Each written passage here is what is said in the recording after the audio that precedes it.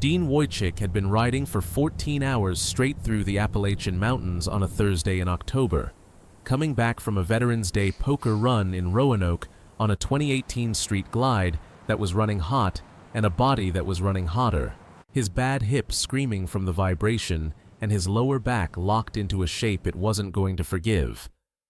When he pulled into a rest stop off I-77 just south of Princeton, West Virginia at 9:40 p.m., killed the engine, pulled off his helmet, and walked 30 yards to the restroom building without looking back at his bike, because he'd been riding for 14 hours, and the only thought in his skull was finding a toilet and a vending machine in that order.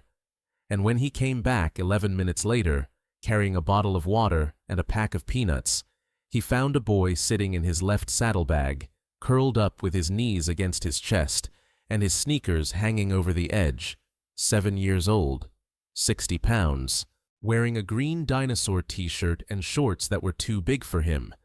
And the boy looked up at Dean with eyes that were dry and enormous and said 4 words that rearranged the next 26 hours of both their lives. "I picked your bike."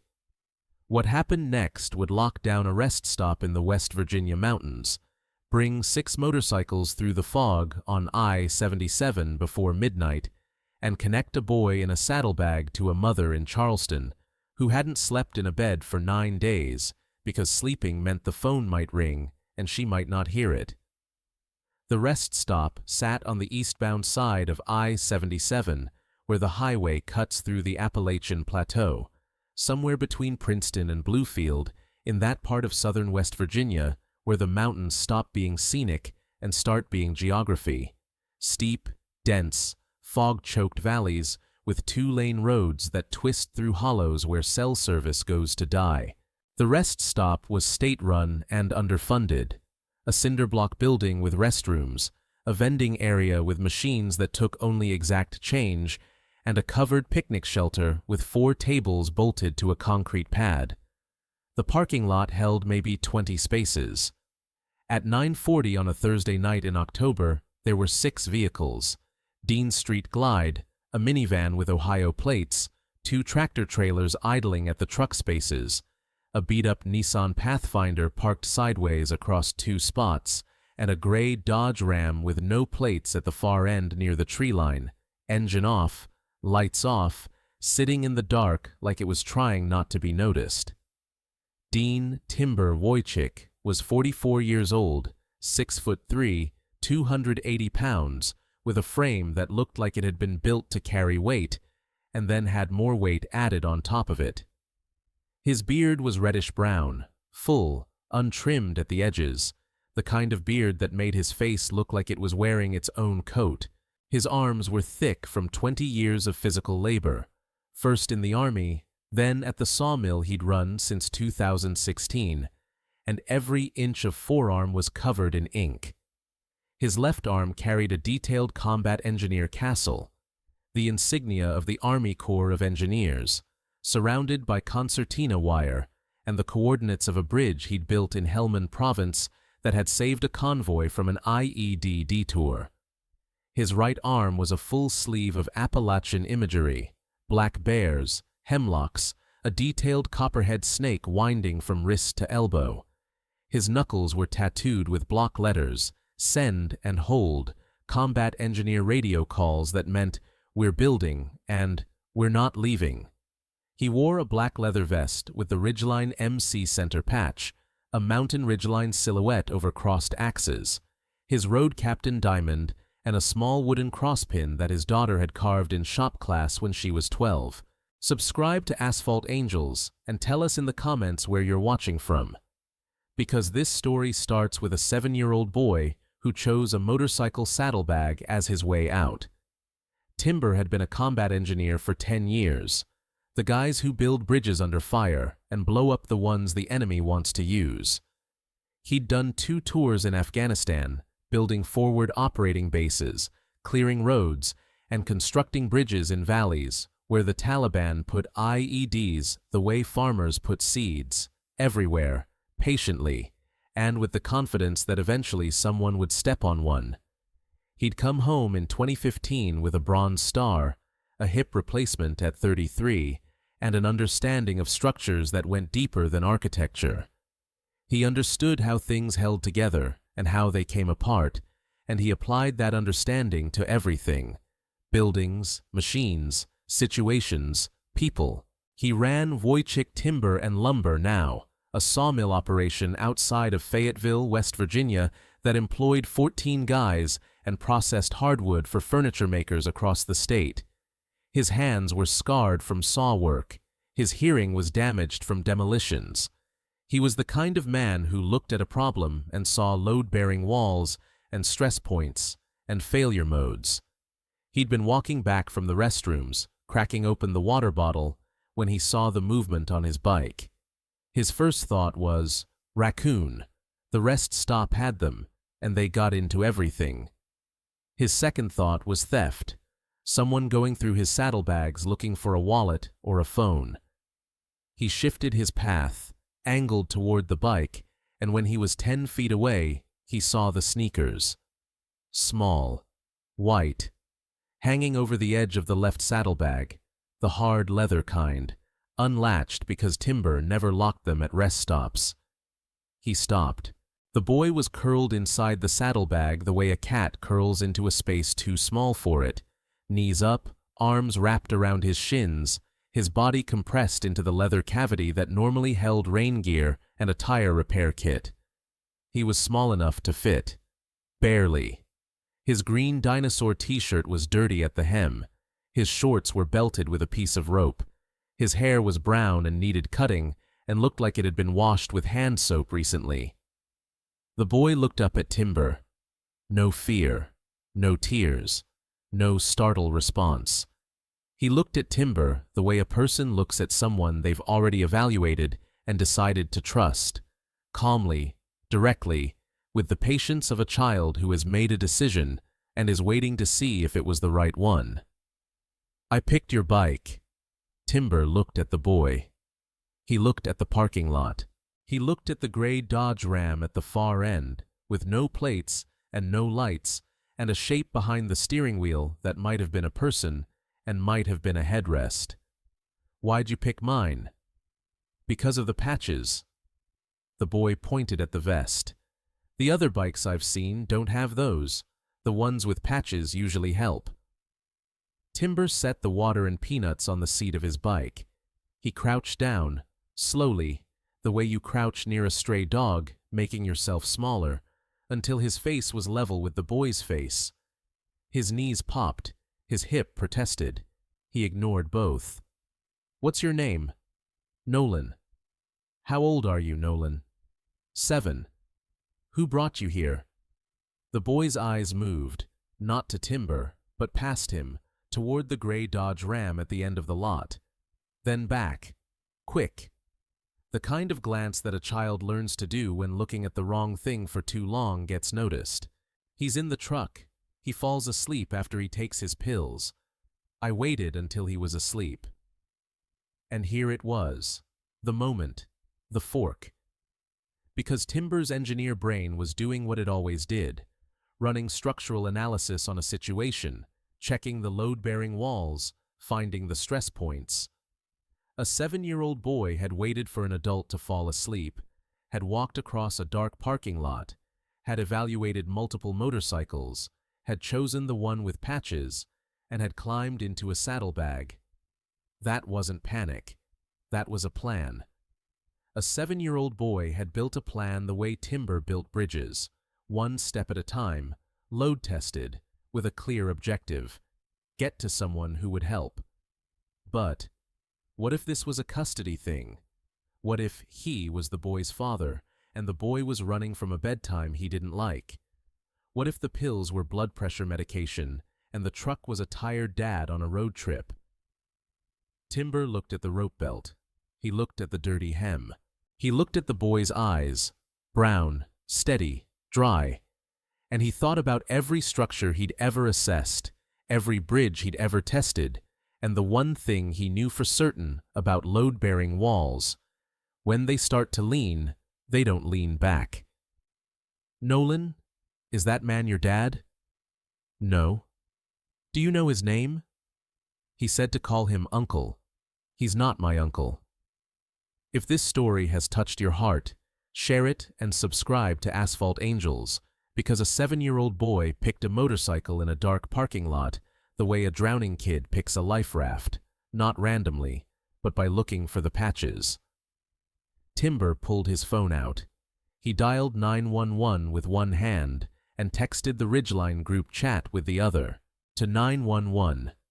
Rest stop, I-77 eastbound, south of Princeton. 7-year-old male says he's being held by a male in a gray Dodge Ram, no plates, parked at the far end of the lot. I'm a veteran. I'm staying with the child. To the group chat, I-77 rest stop south of Princeton. Kid in my saddlebag. Gray Ram, no plates. Need brothers now. GPS pin. The dispatcher was calm, professional, asking questions in the order they're trained to ask them. Sir, is the child injured? He doesn't appear to be. He's alert. He's talking. And the vehicle you described, gray Dodge Ram, no plates, is it still in the lot? Still there. Far end, engine off. I can see a shape in the driver's seat, but I can't confirm if the driver is awake. We have units responding. Do not approach the vehicle. Can you move to a safe location with the child? I'm at my motorcycle. The restroom building is between us and the truck. I'm going to move us to the picnic shelter. It's lit, it's visible from the highway, and it puts the building between the boy and the vehicle. That's fine, sir. Stay on the line. Timber lifted Nolan out of the saddlebag. The boy weighed nothing, 60 pounds, maybe less.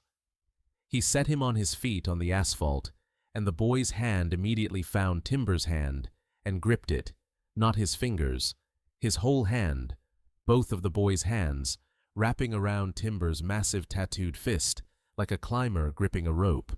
They walked to the picnic shelter. Timber put himself between Nolan and the parking lot. He sat on the bench. Nolan sat beside him, still holding his hand, close enough that his shoulder pressed against Timber's arm. Is he going to wake up?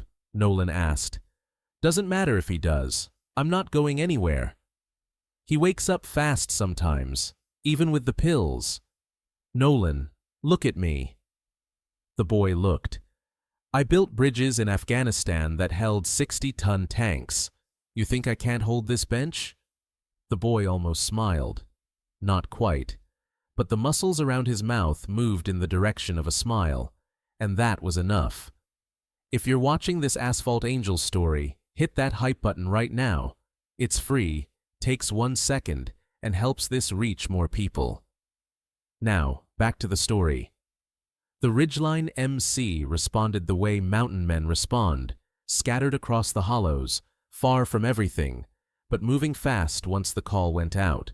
Knott was first, the chapter president, a retired state trooper who lived in Oakvale, 20 minutes south. He came up I-77 at speeds that would have cost him his pension if he'd still been on the force. His Heritage Classic rolled into the rest stop at 10:14 p.m., headlight cutting through the fog that had started rolling off the mountains. He parked at the rest stop entrance, not blocking it, but visible. A large bearded man on a large motorcycle sitting in the fog with his arms crossed. Then Dozer arrived from Bluefield. Then Ratchet from Princeton. Then Burr. Then Wedge. 5 bikes in the first 30 minutes, parked at intervals around the rest stop lot, engines cooling, riders standing in the October mist, looking like the mountains had grown leather-clad sentinels in the dark. The gray Dodge Ram hadn't moved. The shape behind the wheel hadn't stirred. Whatever pills the man had taken were doing their work, and the rest stop sat in the kind of mountain silence that doesn't feel peaceful. It feels held, the way a breath is held before something happens. At 10:22, the driver's door of the Ram opened. A man got out, tall, thin, mid-50s. He was wearing a flannel shirt over a white undershirt and jeans that were too loose. He looked around the parking lot, The way a person looks around when something is different from how they left it. The scanning, the counting, the inventory of things that have changed. 5 motorcycles that weren't there before. He looked at the bikes. He looked at the men. He started walking toward the restroom building. He passed within 20 feet of the picnic shelter. He didn't look at the shelter. He didn't look at the bench. He walked past like a man who needed a restroom and nothing else. But then he stopped. He turned. Not toward the shelter, toward the parking lot. He was counting vehicles. His eyes moved across the lot with the methodical sweep of a person checking inventory. The minivan, the tractor trailers, the Pathfinder, the bikes, his Dodge Ram. His eyes stopped on the empty space next to his Ram, the space where nothing had been parked. But he wasn't looking at the space. He was looking at the distance between his truck and the motorcycle that was no longer alone. Timbers Street Glide, parked 30 feet from his bumper, now flanked by Knott's Heritage Classic on one side and Dozer's Fat Bob on the other. He turned and walked to his truck. Fast. He opened the rear door, looked inside, closed it, opened the front passenger door, looked inside, closed it. He walked around to the back and opened the tailgate and looked inside the bed. Then he stood very still in the parking lot, and his head turned toward the picnic shelter, and for the first time, he saw Nolan. Nolan was sitting on the bench beside Timber. He was still holding Timber's hand. He didn't look away from the man. He looked right at him.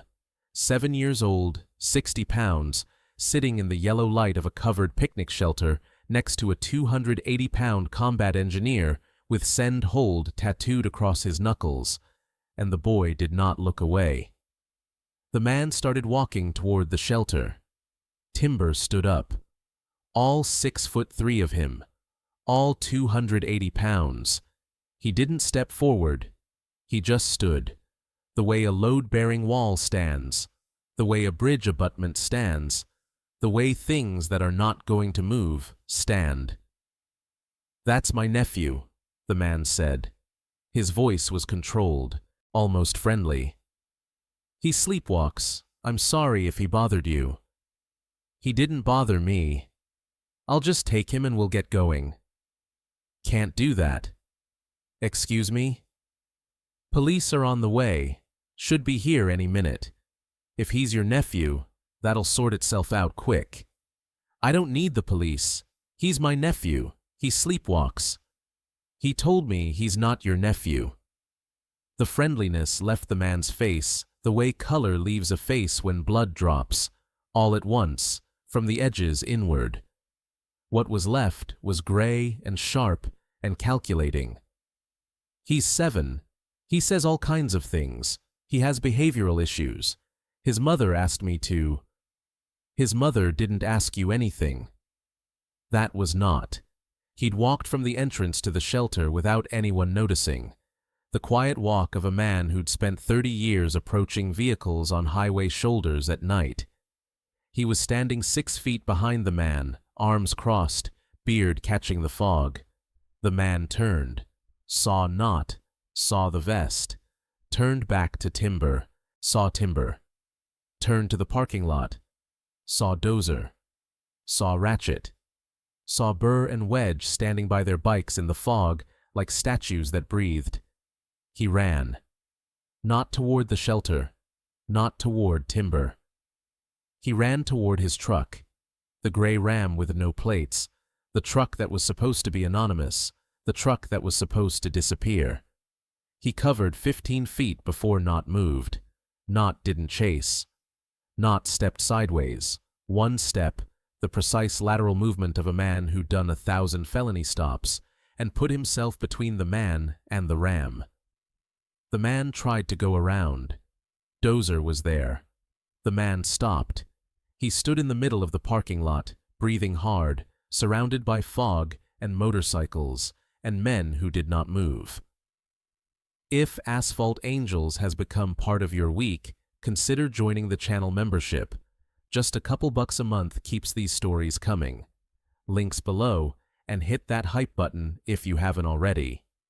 Now, back to the story. The Mercer County Sheriff's cruiser arrived 4 minutes later.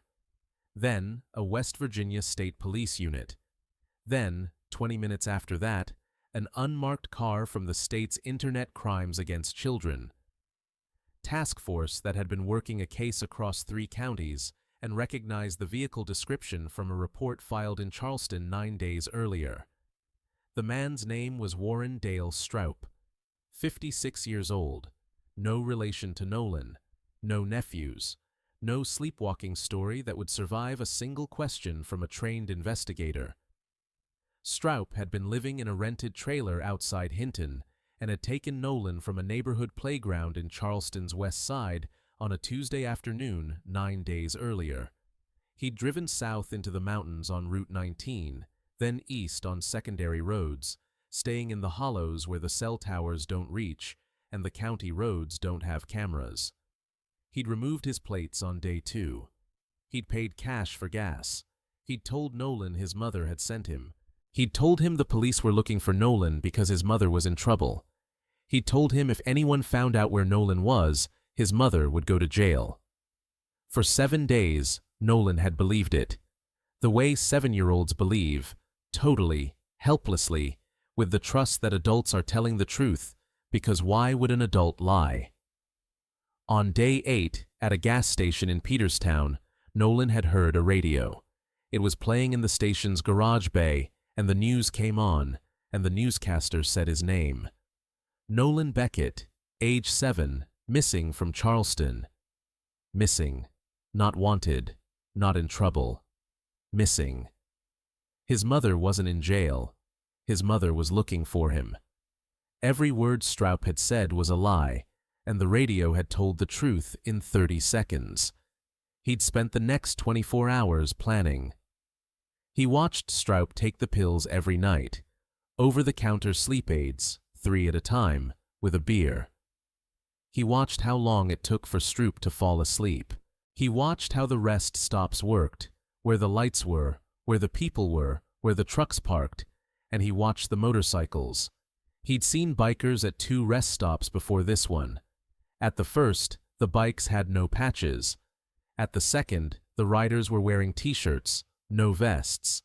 At the third, this one, tonight, he saw Timber's street glide with the saddlebags and the vest draped over the seat while Timber was inside, and he saw the patches, and he remembered something his mother had told him once.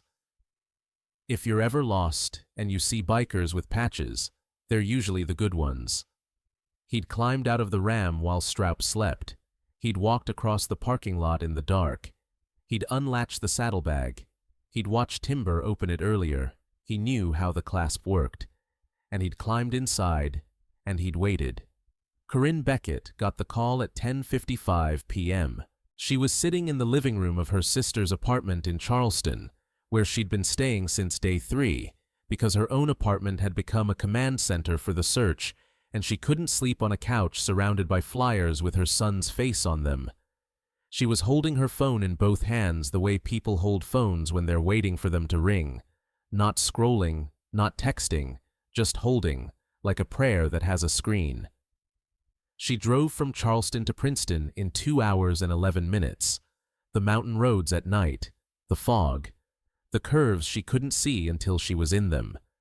She drove with the high beams on and the radio off and her son's name in her mouth like a mantra.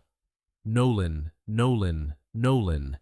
Not out loud, just the shape of it on her lips. The way your body rehearses the thing it's been waiting 9 days to say. She arrived at the Mercer County Sheriff's Office at 1:08 a.m. She parked behind 2 state police cruisers and a motorcycle she didn't recognize. She left the car running. Nolan was in an office. He was on the floor, not in the chair, not on the couch, on the floor in the corner behind the desk, wrapped in a fleece blanket a deputy had pulled from the trunk of her cruiser. He'd chosen the corner the way he'd chosen the saddlebag. Small space, walls on 2 sides, the architecture of a child who'd learned that enclosed meant safe. Corinne came through the door. She saw him on the floor in the corner. She didn't rush. She didn't call his name. She walked to the corner and she lowered herself to the floor, all the way down, cross-legged, her back against the adjacent wall, so they were in the corner together, side by side, both of them on the floor, both of them inside the small space he'd built. She didn't reach for him. She put her hand on the floor between them, palm up, open, and she waited. Nolan looked at her hand. He looked at her face, and then he put his hand in hers. Not a grab, not a lunge, just placed it there, carefully, the way you place something breakable on a shelf. His small hand in her open palm. And Corinne's fingers closed around it, and she squeezed once, firm, and Nolan squeezed back, and they sat on the floor in the corner of a sheriff's office at 1 a.m. and held hands, and didn't speak, because the grip said everything. Then Nolan said, "I heard my name on the radio, at a gas station. That's how I knew he was lying." Corinne's breath caught. She squeezed his hand tighter. "The whole state knows your name, baby. Every radio station, every TV, every person in West Virginia has been looking for you. I picked a motorcycle, the one with patches, like you said." Corinne closed her eyes. She pressed the back of her head against the wall, and the tears ran down her temples into her hair, and she held her son's hand on the linoleum floor, and she thought, "I said that once, one time, standing in a parking lot when he was 5, pointing at a group of bikers outside a barbecue restaurant, and I said, 'The ones with patches are usually the good ones.' One sentence, 2 years ago, and he remembered. Timber met Corinne in the parking lot at 2 a.m. Knott was still there, sitting on his Heritage Classic in the fog, drinking gas station coffee that had gone cold an hour ago. The mountains were invisible in the dark. The only light came from the station's windows and the blue glow of a vending machine near the entrance. Corinne walked out holding Nolan's hand. Nolan was wearing the fleece blanket around his shoulders, like a cape. He saw Timber and stopped. He looked at the vest. He looked at the patches. He looked at the tattooed knuckles, send hold, and the reddish beard and the frame that filled a doorway. "That's the one," Nolan said to his mother. "That's the bike I picked." Corinne looked at Timber. She didn't say thank you. She said, "He told me you said you build bridges." "I did." "He said you told him you weren't going anywhere." "I wasn't." Corinne let go of Nolan's hand and walked to Timber and hugged him. Timber wrapped both arms around her, fully, immediately, the way you brace a structure that's about to buckle. He held on with the quiet, heavy certainty of a man who understood that some things you build once, and they hold forever, and some things you hold once, and you never forget the weight. Corinne shook against him. She didn't make a sound. She just shook, and Timber held, and Nolan stood 3 feet away in his fleece blanket, watching his mother hold on to a stranger who had held on to him first. Then Nolan stepped forward and pressed himself against both of them, sideways, his face against his mother's hip and his hand gripping the leather edge of Timber's vest. And the 3 of them stood in the parking lot of a sheriff's office in the West Virginia mountains at 2 a.m. in the fog, and nobody let go first. The Ridgeline MC of Fayetteville. West Virginia now sponsors a program called the Saddlebag Project. At rest stops along I-77 and I-64, they install small waterproof lockboxes bolted to picnic shelters. Inside each box is a laminated card with the NCMEC hotline, the state police tip line, and a message printed in large letters. If you need help, you are not alone. Tell someone. Tell anyone. Tell a biker with patches. The boxes were Nolan's idea. He drew the design on notebook paper and mailed it to Timber with a note that said, "Not every kid can find a saddlebag. but every kid can find a box. Nolan Beckett is 8 now. He's in 2nd grade in Charleston. He has a backpack with a motorcycle patch his mother sewed onto the front pocket, a ridgeline silhouette over crossed axes, the same patch on Timber's vest. He tells people it's his favorite thing he owns. He can't explain why. He just says it makes him feel like the walls are close enough. Timber keeps the rope belt, the piece of rope that Nolan had been using to hold up his 2 big shorts. It's in his saddlebag, the left one, the same one, coiled up next to the tire repair kit, where the boy sat on a Thursday night in October and changed everything by choosing a motorcycle with patches. Be the one who holds. Thank you for watching this story. If it reminded you that sometimes a child's bravest moment is choosing who to trust, please share it.